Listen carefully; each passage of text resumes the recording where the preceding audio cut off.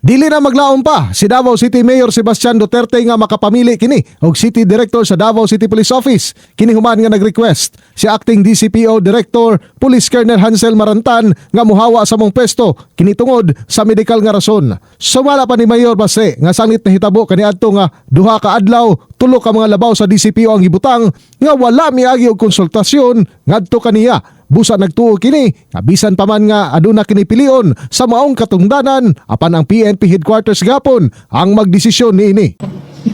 Chaos all over again. I'm sure they will not stop. Ano ba? Okay. Okay raman, anad na ko. Oh, no. I'm used to it already.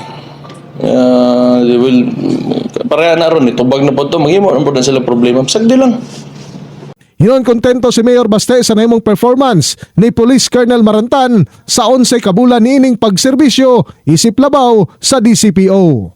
In the heart of changing lives, ako si Brigada Julius Pacot alang sa 93.1 Brigada News FM Davao, Ta Music and News Authority.